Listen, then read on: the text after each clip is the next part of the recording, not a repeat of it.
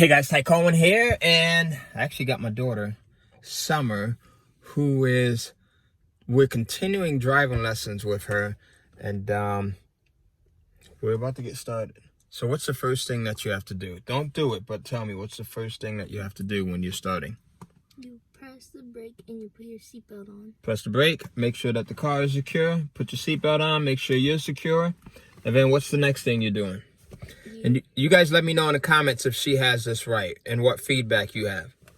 Adjust the mirrors. Adjust the mirrors. Oh, and your seat. And adjust your seat. And then what's next? And you make sure everybody else has their seatbelt on. Make sure everyone else in the car has their seatbelt on. She's doing good so far. And then you turn the car on. Then you turn the car on. And you make sure your foot is on the brake. Making sure that your foot is on the brake. Booyah! That's how you do it. So just like when driving a car and learning how to make sure that you're doing things the right way, running a business, running your life is the same. So running a business, right? There's some core things that you have to have in place. And you do these things all the time to be consistent in the way that you're doing things. One of the first things is making sure that you've got a good product or service that people are going to want, right?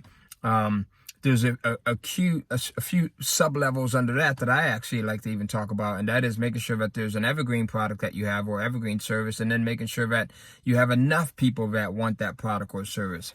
And then the next thing is making sure that you're able to drive targeted traffic, people that want that product or service. And then the third thing is making sure that you have all the proper pieces in place to make sure that they're able to go in and actually purchase that product or service from you. So the three key things that you should be having in your business, regardless of what type of business or service or product you're selling, is to make sure that you've got something that people actually want.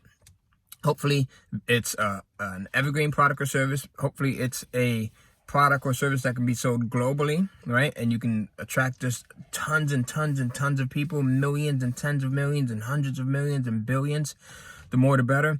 And then the other thing is making sure that you have the right traffic outlets so that people can actually find your product or service. Because you can have the best product or service on the planet, and if no one can find it, if you're not actively seeking customers, if customers are not seeking you, then it doesn't matter, right?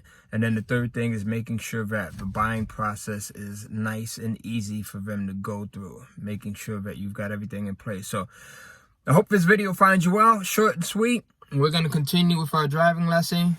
We're going to actually turn the car around now and get started. We're in an empty parking lot here. It's a Saturday. No one's around. So it's going to be a fun ride.